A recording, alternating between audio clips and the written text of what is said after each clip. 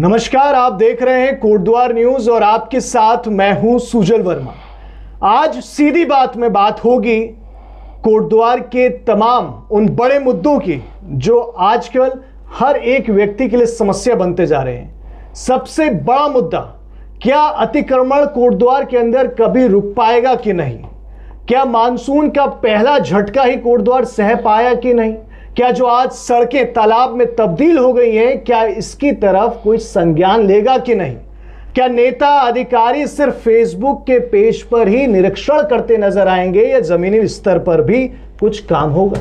इन्हीं तमाम सवालों पर आज चर्चा होगी। मेरे साथ स्टूडियो में मौजूद हैं भारतीय जनता युवा मोर्चा के पूर्व जिला अध्यक्ष और लगातार दूसरी बार पार्षद वार्ड 31 से सौरभ नौटियाल जी। बहुत बहुत स्वागत है सर कोटद्वार न्यूज पे आपका। धन्यवाद। शुरुआत करते हुए सर, सबसे पहला सवाल मेरा वही है जो मैंने सबसे पहले बात करी।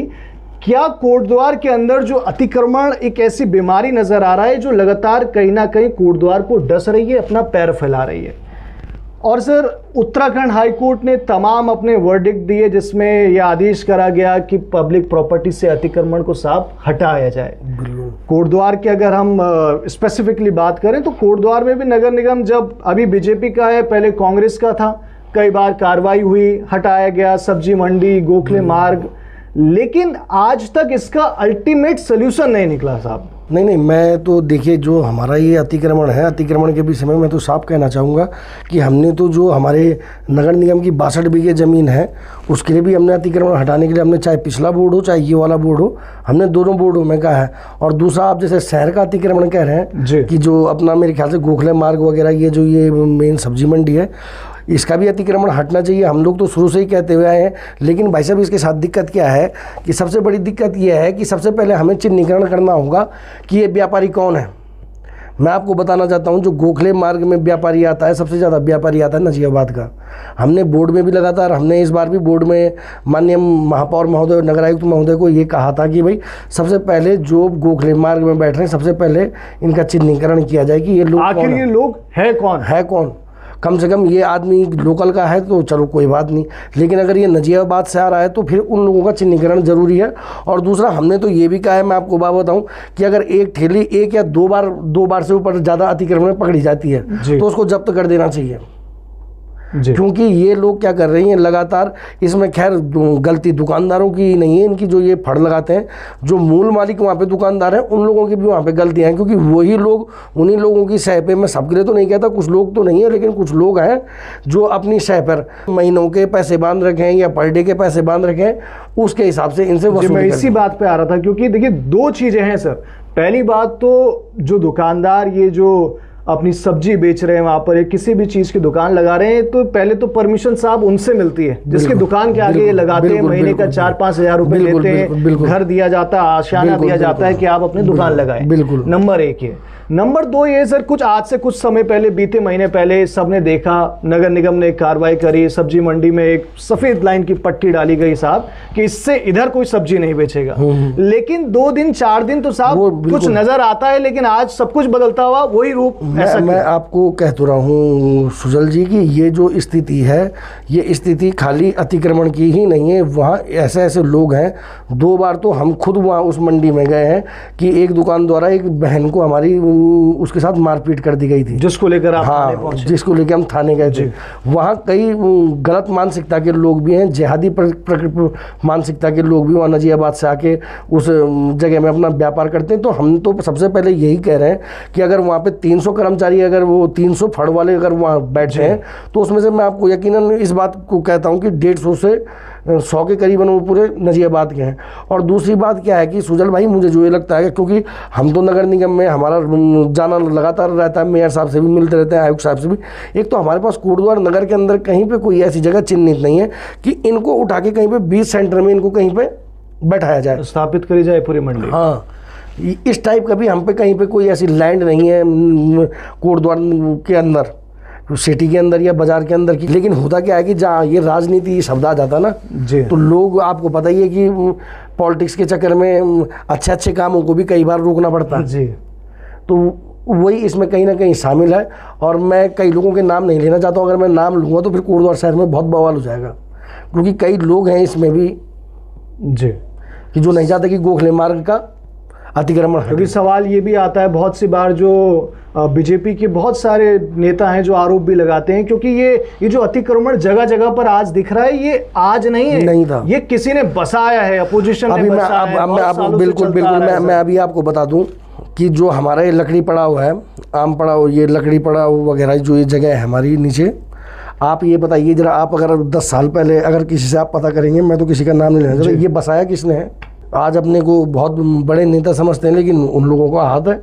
आप ठीक कह रहे हैं, अतिक्रमण अब धीरे धीरे अब भाबर की ओर आता जा रहा है। बिल्कुल, आप देखिए, मैं कुछ दिनों से देख रहा हूँ, मैं बहुत दिनों से, पहले ये देवी मंदिर से आगे नारियल वाले लगे, अब आप देखेंगे ईसाई हॉस्पिटल से आगे वो सब्जी वाले लग रहे। जी, तो अगर इनको अगर अभी इन पे लगाम नहीं लगेगी तो बाद में तो बहुत मुश्किल हो जाएगी, बहुत परेशानी। मैं तो सर ये देख रहा हूँ, लगाम लग रही है तो सोशल मीडिया पे लग रही है। कैसे लग रही है मैं आपको बताता हूँ जी। चाहे नगर निगम के अधिकारी हो या कोई भी नेता हो साहब, यूट्यूब पर या आप देख लीजिए रील बन रही है, बहुत बेहतर है, डिजिटल इंडिया है, लेकिन उसके बाद क्या परिणाम आ रहा है सर, आप ये भी तो दिखाइए उसके ऊपर। मैं सुजल भाई, मैं आपसे यही कहना चाहता हूँ कि जो नगर निगम जिसे हम अपने आप में एक विधानसभा कहते हैं, कि कोटद्वार की विधानसभा, क्योंकि हमारा एक अलग निगम होता है, इसका फंड अलग होता है, सब चीज़ अलग होती हैं। निगम के ये हाल है कि मैं निगम को अगर हम कुछ चीज़ बोलते हैं तो अगर आज बोलेंगे तो 2 दिन बाद वो चीज़ें होती हैं। इतनी धीरे कार्रवाई चल रही है। अब उसमें क्या है, मैं आपको बताता हूँ, उसमें मेन कारण क्या है। एक तो हमारे पास पूरे सफाई कर्मचारी नहीं है, क्योंकि जो हमें सफाई कर्मचारी मिले हैं वो 2011 की जनगणना के अनुसार मिले हैं, और ये चल रहा है 26, और जो बजट भी हमें मिल रहा है वो भी 2011 की जनगणना के अनुसार मिल रहा है जी, क्योंकि उसके बाद से तो अभी तक जनगणना हुई नहीं है। अभी वो कार्य जब चल रहा है सेंसस का। वो अब ये लगा लीजिए, नगर निगम तो आपने हमें बना दिया है जी, लेकिन नगर निगम बनाने के बाद हमें कौन सी वो सारी मूलभूत सुविधाएं मिल गई हैं जो एक नगर निगम को मिलनी चाहिए जी। ये परेशानी तब से बिल्कुल। अभी आप देखिए, सबसे बड़ा मैं इसका जीता जागता उदाहरण देता हूँ, गैस सिलेंडर का। गैस सिलेंडर की कितनी मारामारी रही, सब जगह जो नगर निगम थे वहाँ 25-25 दिनों में हो गया, लेकिन हमारे जो कोटद्वार की जितनी भी एजेंसी है सबको 45-45 दिनों में सिलेंडर मिला। पर वो ये ना बात की, नगर निगम बनने से हमें कई लाभ हुए हैं तो कई हमारे नुकसान भी हुए हैं जी। हमारी ग्रांटें कई जो प्रधानों के टाइम पे नाबार्ड का पैसा आता था नहर बनाने के लिए, सिंचाई की नहरों को बनाने के लिए, हमें वो पैसा नहीं मिलता है अब जी। तो इन चीज़ों की, और मैं दूसरा, हाँ एक चीज़ और थी, हाँ हमारी समाज कल्याण की कई योजना है, कि जैसे समाज कल्याण की पर एक योजना थी कि भाई किसी गरीब घर में कोई किसी का पति ख़त्म हो गया या कोई ख़त्म हो गया तो 20 से 30 हज़ार रुपये उसे आर्थिक सहायता मिलती थी। लेकिन क्या है कि अब ये क्षेत्र हमारा नगरीय क्षेत्र में हो गया है, तो उसकी हमें अब वो हमारी यहाँ की महिलाएं उसकी पात्र नहीं है। तो हमने इस नगर निगम के साथ, तो मतलब मैं एक बात कहूँ कि अगर सिमल चौक से इधर बनाते, महानगर पालिका टाइप की बनाते तो फिर भी अच्छा था, लेकिन नगर निगम, अब हम तो खुद मैं सुजल भाई अपने घर की बात करूँ तो हमारी तो खुद 8-10 बीघे कृषि की भूमि है। अब अगर ये नगर निगम बन गया है तो मेरे को कितना टैक्स देना पड़ेगा अपनी खाली भूमि का। आज से 1 साल पहले आपने 143 वाला मामला मैंने बिल्कुल वो 1 साल पहले हमने भाई, जब अगर आपने कह दिया कि कोटद्वार का नगर निगम बन गया तो यहाँ की लैंड ऑटोमेटिकली कॉमर्शियल हो जानी चाहिए जी। अगर हमें अभी भी अगर 143 कराने जाना पड़ रहा है तो ये कौन सा नगर निगम है ये जी। और इससे फिर EWS वालों के लिए भी तकलीफ पैदा हो रही है। EWS वाले तो सारे हमारे कोटद्वार के मर गए हैं, जो आर्थिक रूप से जो बेचारे हमारे लड़के कमज़ोर थे, सामान्य वर्ग के, उनकी थोड़ी बहुत एक आशा जगी थी कि हाँ भाई इसके माध्यम से हम रोजगार पा सकते हैं, तो वो तो अब बहुत विकट स्थिति हो गई। नगर निगम सर वाकई में अभी, या आप क्या कहेंगे कि थोपा गया, मतलब जरूरत नहीं थी अभी, नहीं थी बिल्कुल, लेकिन थोपा गया हरक सिंह जी थोप के गए हैं सीधे। आप ही के प्रिय नेता हैं? नहीं भाई, मेरे तो कभी प्रिय नेता नहीं रहे, वो मेरे तो नहीं रहे, पर और होके रहे होंगे तो जब आपकी पार्टी में रहे होंगे। हाँ, तो पार्टी में थे तो उस टाइम प्रिय तो नहीं थे, हमारे नेता बोल सकते हो, पार्टी के नेता थे, पर हमारे नेता नहीं थे, प्रिय नेता। अभी आपने सर लैंड इशू से जुड़ी एक बात कही कि कोटद्वार के अंदर जमीन की कमी है, कुछ है भी तो उसके ऊपर इंक्रोचमेंट है, लेकिन आज से 1.5 साल पहले जब नगर निगम का चुनाव था, जो अभी वर्तमान मेयर है, उन्होंने वादा करा कि टैक्सी स्टैंड बनाया जाएगा और ये जो ऑटो वाले हैं इनके लिए अलग से टैक्सी और एक ऑटो स्टैंड बनाया जाएगा, लेकिन जब अगर समस्या ज़मीन की है तो इन लोगों को कैसे कैटर करा जाएगा? देखिए मैं तो आपको सही आप क्या मतलब कैसे देखते हैं? मैं तो देखिए मैं इस चीज़ को इस प्रकार से देखता हूँ कि देखिए जब भी कोई आदमी चुनाव लड़ता है तो वो अपने एक विज़न के साथ चुनाव लड़ता है जी। तो उस विज़न को दिखाता है कि भाई मैं ये करूँगा। हाँ भाई, जनता को जो पक्ष आता है जनता उसको चुनती है। तो महापौर महोदय ने भी अपना विज़न रखा। तो मैं तो ये कहना चाहता हूँ कि जो टैक्सी स्टैंड, अब क्या है कि हमने जो हमारी जो जगह थी वो तो उन्होंने टैक्सी स्टैंड को दे रखी है पहले से ही जी।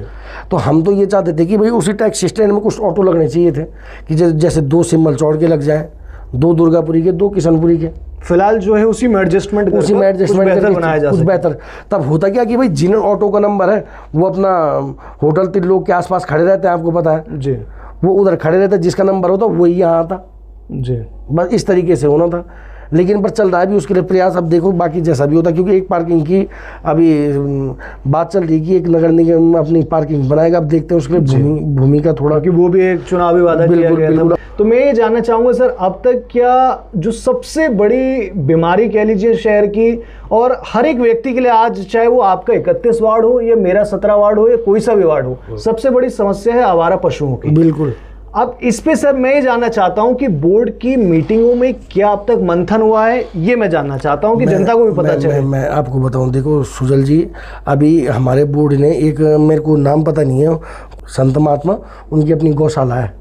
तो उस गौशाला के लिए हमारे नगर निगम ने पशु उठाए जी, सांड। बीच में बहुत सारे रेस्क्यू ऑपरेशन चलाए थे, हरगनपुर की बात की। बिल्कुल वहाँ कुछ पशु गए। लेकिन इशू क्या है कि तब तक उससे दुगने तो पशु प्रेमी आ जाते हैं कि आप इन्हें वहाँ क्यों भेज रहे हैं, आप इन्हें वहाँ क्यों भेज रहे हैं। कोटद्वार में तो लैंड है नहीं गौशाला बनाने के लिए। जो हमारी 2 गौशाला है वो चल रही हैं, एक इन्होंने इनकी हरिद्वार वालों को दे रखी है, दूसरे का मेरे को पता नहीं, वो भी अपनी कैपेसिटी से ज़्यादा ही। हाँ, वो भी अपनी कैपेसिटी से ज़्यादा चली। अब होता क्या है, वो तो कह रहे हैं हम गाय ले रहे हैं, सांड ले नहीं रहे जी। परेशानी ये भी तो है, सांडों को कोई अपनाने को तैयार नहीं है। और अगर हम बाहर ले जाते हैं तो पशु प्रेमी आ जाते हैं, वो कह रहे हैं कहाँ ले जा रहे हो, क्या ले जा रहे हो। नहीं, क्या इन दोनों बॉडी के बीच में नगर निगम और जो ये एनिमल लवर्स हैं जो इनके कंजर्वेशन की बात कर रहे हैं, क्या दोनों के बीच में सामंजस्य बैठा के कुछ रास्ता नहीं निकाला जा सकता? हम तो कह रहे हैं पशु प्रेमियों को आप जगह बताओ, हम भिजवा देते हैं। अगर आपको नगर निगम से ये परेशानी है कि पशु कहाँ छोड़े जाएं या नगर निगम पशुओं के साथ ज्यादती कर रही है नहीं कहीं और, तो आप हमें सुझाव दे दो पशु प्रेमी जी। अब वो सुझाव देने को भी, अब वो भी बेचारे बच्चे हैं, झूठ क्या बोलना है। जो बड़े उम्र वाले हैं, तो मैंने तो कई पशु प्रेमी, मेरे को जब मैं पहली बार पार्षद बना तो मुझे बहुत पसंद आते थे कि भाई ये काम कर रहे हैं। लेकिन जब से सरकारी ने 10-10 लाख रुपए अनुदान देने लग गई है, ये अब मैं दुर्गापुरी से फ़ोन भी करता हूँ कि गाय बीमार है, या किसी का मुझको मेरे क्षेत्र से फ़ोन आ जाता है कि गाय के चोट लगी है, तो कोई उठाने के लिए कि हमारे यहाँ भिजवा दो। तो इस बातचीत के बाद क्या मतलब सोल्यूशन कुछ निकला सर कि इन आवारा पशुओं को क्या होगा क्या नहीं होगा? अब उसमें भी एक बड़ी पॉलिटिक्स हो गई थी उसमें भी, तो फिर वो बाहर भेजने बंद किए। अच्छा, फिर ये इसके बाद ये ठंडे बस्ते में मामला चला गया। लेकिन सर मैं आज, अगर आप जाएं या कोई भी व्यक्ति शाम को 6 बजे उसी सब्जी मंडी में जाए जिसकी हम बात कर रहे हैं, या अपने घर के बाहर भी निकले, खासतौर पर सब्जी मंडी को देखे जहां शाम के 6 बजे के बाद ऐसी चहलकदमी होती है, इतने लोग होते हैं, लेकिन उस बीच आवारा जो पशु हैं, सांड, इस तरीके से चलते हैं कि किसी की भी जान बड़ी आसानी से चली जाएगी सर। परसों भी, अभी हम रात को किशनपुरी से आ रहे थे, परसों भी एक्सीडेंट हुआ, हमारे सामने हुआ जी। अब दिक्कत क्या है कि वो आदमी तो खाए पिए में था, उसने वो तो खुद, चलो हमें तो दुख इस बात का होता कि चलो हम तो गिरे तो चलो हम तो हॉस्पिटल में चले जाएंगे, लेकिन बेचारा उन गायों को तो कौन ले जाएगा। ये भी तो एक बहुत बड़ी समस्या है। देखो आदमी तो हॉस्पिटल जा सकता है, अब उन गायों को, अब गाय के तो बेचारी वो उसका पाँव पूरा फ्रैक्चर हो गया जी। वो तो बेचारे, ये कहीं हमारे उधर ये एक वो, मैं तो उन्हीं को देखता हूँ थोड़ा, वो क्या है वो ढोंडियाल भाई लोग, अरे ये बबलू नेगी जी, थोड़ा बहुत इन लोगों को देखता हूँ कि जो गौ सेवा में बेचारे, उस लाल पानी से भी हमारे दुर्गापुरी में जब फ़ोन करता हूँ तभी आ जाते हैं। एक वो सचिन नेगी थे हमारे पहले विश्व हिंदू परिषद के, एक वो था। बाकी तो जितने गौ सेवक में देख रहा हूँ, जितनी गौशाला है कोटद्वार पे गौशाला के नाम पे चल रही है, कोई सेवा करने को तैयार नहीं है, सब मेवा खा रहे हैं। सरकार से 10-10 लाख रुपए अनुदान ले रहे हैं, इनको कह दो, फ़ोन कर दो कि यहाँ पे गाय बीमार है, तो कोई आने को तैयार नहीं है। वो कह रहा पार्षद जी को कह दो। मैं बोल रहा हूँ चलो हम मान रहे हैं, हम पार्षद हैं, हमारी जिम्मेदारी है यार भाई जी, मगर ये बताओ ना कि मैं छोटा हाथी कितने बार बुक करके दूंगा जी। मैं 1 बार 2 बार 3 बार, अगर गाय 1 2 3 बार हम कोई दिक्कत नहीं है भाई, 200-300 रुपये देने में। पर रोज़ का अगर ये ढर्रा हो जाएगा तो हम कहाँ तक, ना हमारे को कोई वेतन मिलता पार्षदों को। आपको पता है लेटर पैड से लेके मोहर तक हमें अपनी जेब से छपवाने पड़ते हैं जी। बोर्ड में अभी वो 25,000 वाला प्रस्ताव आया था, मैं आपको बताऊं, मैंने बात करी। हाँ हाँ, वो क्या है भाई जी, देखो वो ऐसा हुआ कि देखा देखी देहरादून वालों ने भेजा, देहरादून वालों के पीछे ऋषिकेश वालों ने भेजा जी, और इन्होंने भी उसी आधार पे कि चलो हमें तो पता है ना कि सरकार कैसे 25,000 रुपये वेतन दे देगी जी। सरकार प्रधानों को तो 3500, हाँ, मगर मेरा ये जरूर कहना है कि भाई प्रधानों को अगर आप 3500 रुपये वेतन देते तो कम से कम 3,000 रुपये पार्षद को भी कम से कम उसका लेटर पैड के लिए, उसकी मोहर वगैरह के लिए, इन चीज़ों के लिए उसे भत्ता तो मिलना चाहिए। लेकिन यहाँ तो इस प्रकार की कोई व्यवस्था ही नहीं है। मतलब सर आपने, जैसे मैं बात को दोबारा वहीं पर ले जा रहा हूँ, आपने बोला है जो भी ये जो सामाजिक कार्यकर्ता हैं जो जानवरों के लिए खास तौर पर काम कर रहे हैं कोटद्वार के अंदर, सरकार से पैसा ले रहे हैं लेकिन मेवा खा रहे हैं, सेवा नहीं कर रहे हैं, ये आपका आरोप है उनके लिए। बिल्कुल। लेकिन सर वो तो चलिए उनको हम छोड़ देते हैं एक दफा, लेकिन सवाल तो ये है ना कि कोटद्वार की जनता से जो वादा मेयर शैलेंद्र सिंह रावत ने आज से 1.5 साल पहले करा कि साहब सबसे पहले, मैं इंटरव्यू ले रहा था उनका, मेरे को याद है माई चॉइस में बैठ के शाम के 4 बज रहे थे साहब, कि सबसे पहला मेरा वादा यही है कोटद्वार की जनता से कि जो आवारा पशु हैं इनको हम यहाँ से शहर से रेस्क्यू करके हटाएंगे, कहीं सही जगह से इनको पहुँचाएंगे। लेकिन आज जब सब्जी मंडी में, क्या 6 बजे के बाद सब्जी मंडी में कोटद्वार के मेयर उतर सकते हैं? सवाल है सबसे बड़ा सर। नहीं बिल्कुल। क्या कभी उन्होंने जाके वहाँ की स्थिति देखी है, वहाँ फोटो खिंचा के कभी डाली है सर?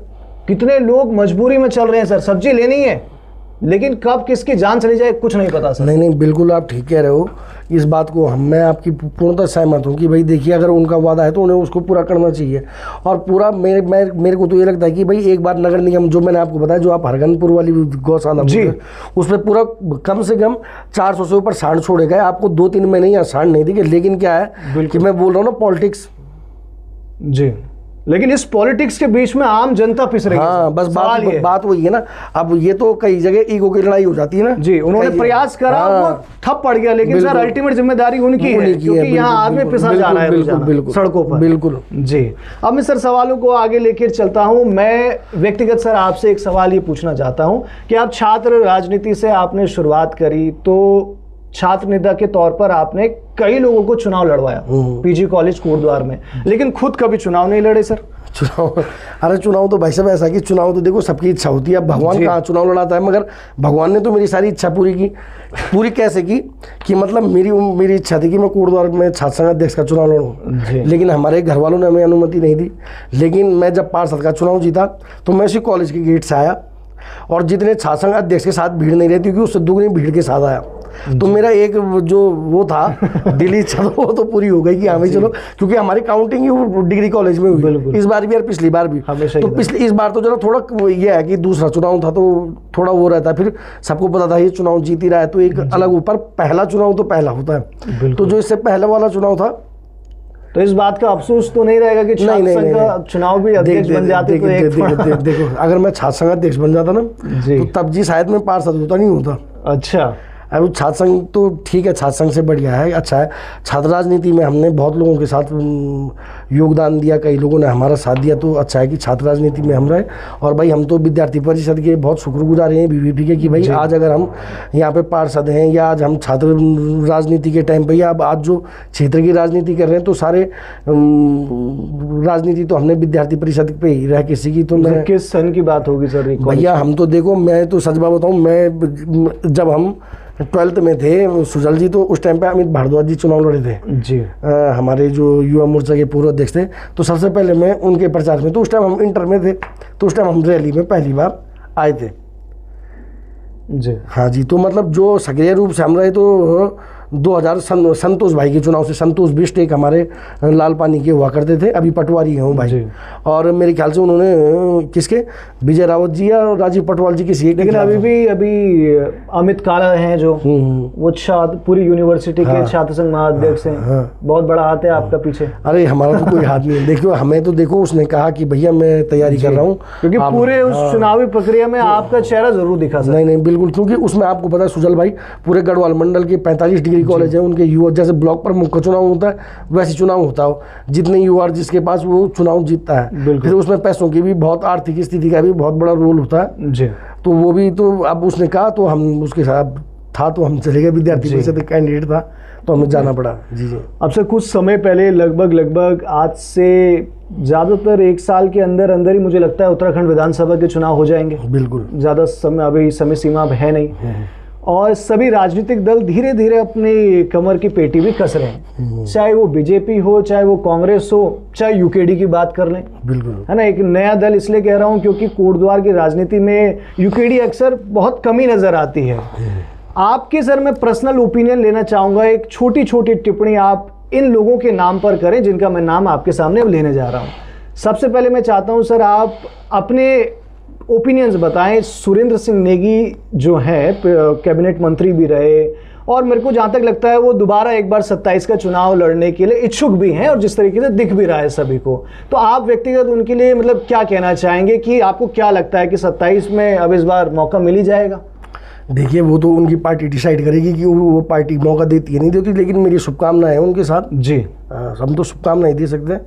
बाकी एक नेता के तौर पे उन्होंने भी उनकी राजनीति को कैसे आंकेंगे सर आप? उनकी राजनीति, अब देखिए उनकी जो राजनीति रही है तो हमें तो एक ही चीज़ से उनकी एक ही राजनीति की एक ही उससे शिकायत है कि जो जी उन्होंने और उनके साथ कुछ लोगों ने, जो मैं बोल रहा हूँ कि कुछ बड़े बड़े नेता, उन लोगों का नाम पे भी आऊँगा। नहीं, नाम तो नाम लेना ठीक नहीं है जी। बाकी कभी मौका मिलेगा तो बताएंगे कि हमारी तो एक ही शिकायत की जो आज लकड़ी पड़ाव में जो ये काम हुआ है तो ये तो इन्हीं लोगों की देन है, तो उसको वो, बाकी तो मैं कह सकता हूँ कि अपनी राजनीति सुरेंद्र सिंह नेगी जी ने अच्छी की है, लेकिन उन्होंने जो कोटद्वार की जनता में आज भी उनके नाम को लेकर एक पॉजिटिवनेस है कि 27 में उनको भी एक अच्छे चांसेस है मिलने के। नहीं देखिए, अगर आप वैसे मैं एक बात बोलूं, क्योंकि हम तो देखो ग्राउंड में रहने वाले लोग हैं।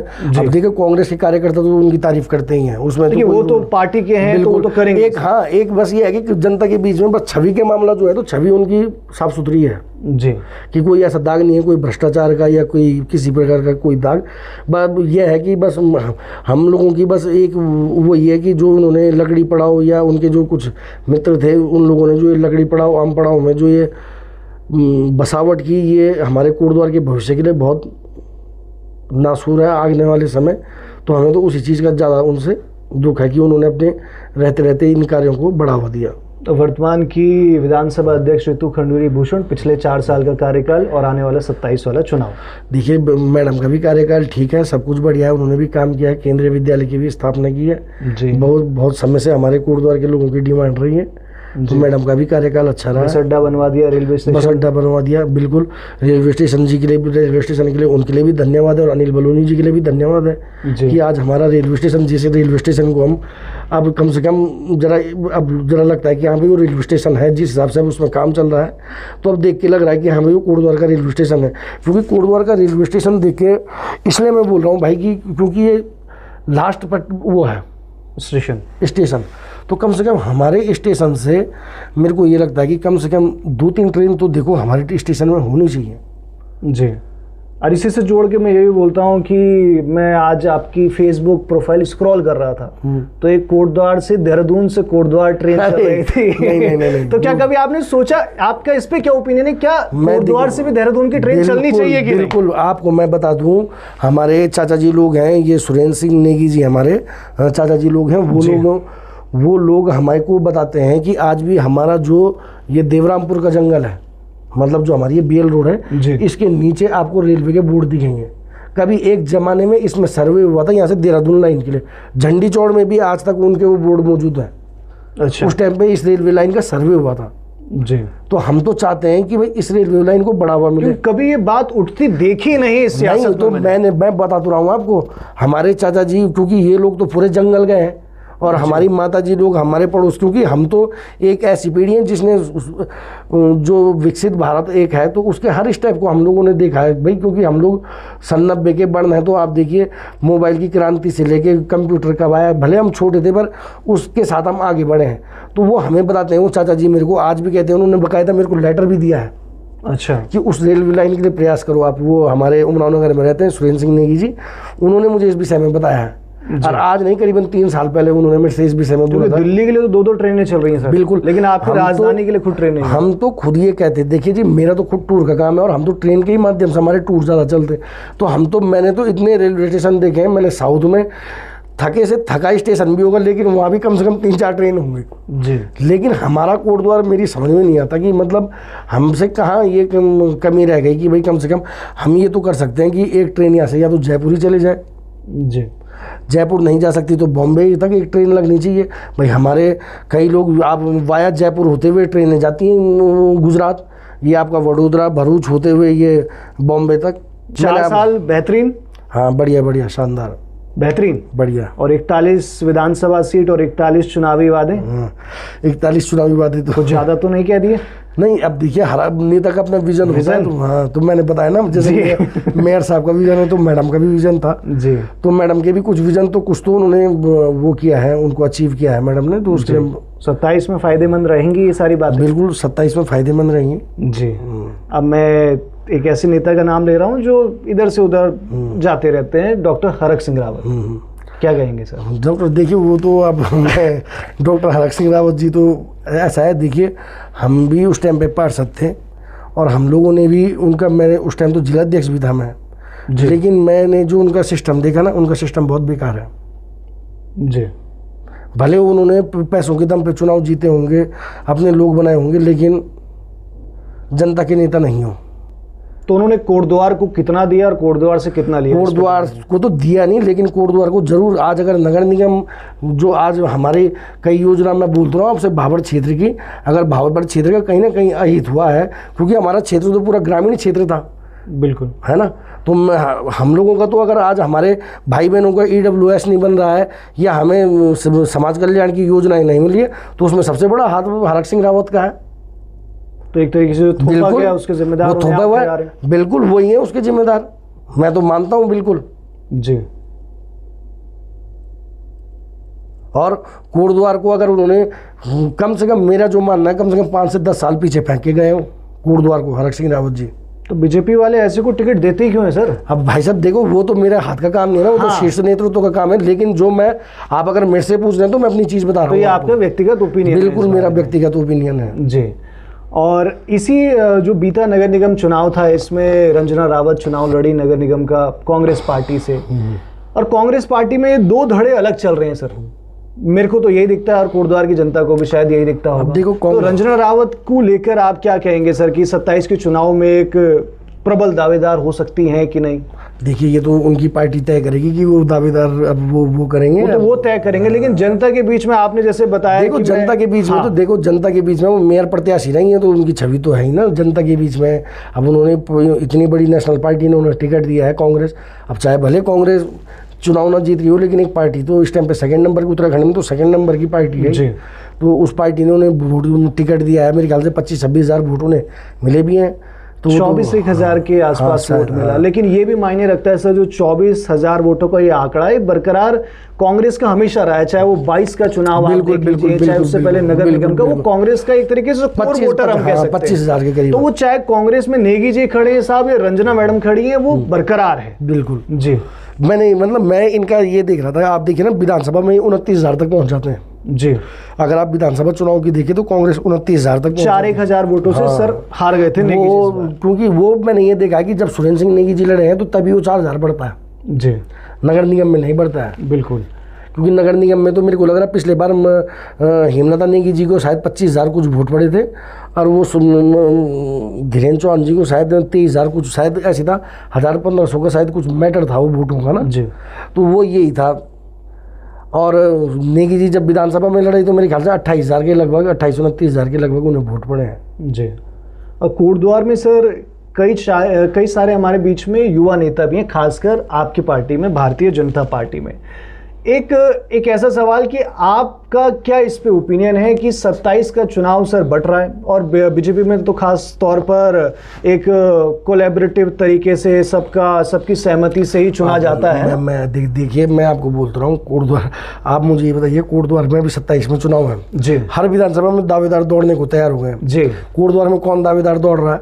नहीं दावेदार, मैं आपको यही तो कहना चाह रहा हूँ जी, कह तो सब रहे हैं इच्छा सबकी है, जी। लेकिन मुंह कोई नहीं खोल पा रहा। जी, लेकिन मैं तो ये जानना चाह रहा हूँ कि सौरभ नौटियाल जी की क्या इच्छा है। अब मैं उन 2-4 नामों को ले रहा हूँ जस्ट क्योंकि वो युवा चेहरा है, क्योंकि हम जैसे युवा तो युवा को ही चाहेंगे साहब, ज़्यादातर मैक्सिमाइज कि हमारा भी कोई नेता यूथ हो। एक तो चेहरा है वीरेंद्र रावत, दूसरा चेहरा है राजगौरव नौटियाल, तीसरा चेहरा है सुमन कोटनाला। तो अगर आपकी व्यक्तिगत राय ली जाए तो आप किसको कहेंगे कि साहब इनको तो एक बार प्राथमिकता देनी चाहिए? देखिए मैं तो एक चीज़ कहता हूँ सुजल भाई, देखो तुमने मुझे क्योंकि देखो मैं तो देखो हर कोई चाहता है कि अपने घर का बने। नहीं, अपने घर वाली बात नहीं है, घर वाली बात देखो पार्टी जिसको भी टिकट देगी हम उसके साथ हैं। जी, आपकी व्यक्तिगत क्या राय है? मेरा ये कहना, मेरी अब बिल्कुल मैं किसी एक का नाम नहीं ले सकता इसमें ना जी। हाँ, मैं नाम लूँगा। अब मैं तो चाहूँगा कि जिलाध्यक्ष जी को टिकट मिल जाए, मेरे बड़े भाई साहब हैं जी। पर ऐसा है कि पार्टी जैसे जिसको चाहेगी, जी, है ना। और चूँकि अब 27 का चुनाव है, अभी दावेदारियाँ भी खुल के नहीं आई हैं, क्योंकि सब फेसबुक में तो दावेदार बने लेकिन सड़क में कोई दावेदार नहीं है। अब लास्ट का जो 1 साल बचा है उस पर अपनी इमेज बिल्डिंग भी तो करनी है। 1 साल नहीं, मेरे ख्याल से अगर 10-1 महीना, 10-1 महीने भी नहीं, ये तो है जनवरी में चुनाव भाई, ये क्या चल रहा है, ये जुलाई है, अगस्त के बाद ही कहा जा रहा है 5 महीने कुंभ के बाद ही। अब देखो अगर कुंभ के बाद कराएंगे तो फिर लंबा हो सकता है जी। फिर, क्योंकि अगर कुंभ के बाद कराएंगे तो मेरे को लगता है कि फरवरी के लास्ट में या मार्च में चुनाव होगा, तो फिर 2-4 राज्यों में एक साथ चुनाव होना है इस बार भी। यूपी, क्योंकि यूपी के ही तर्ज पे चलेंगे तो यूपी जैसा सरकार बिल्कुल, यूपी, उत्तराखंड, पंजाब। जी जी, तो बहुत बहुत धन्यवाद सर इस चर्चा में हमारे साथ जुड़ने के लिए। धन्यवाद आपका भी, नमस्कार। धन्यवाद।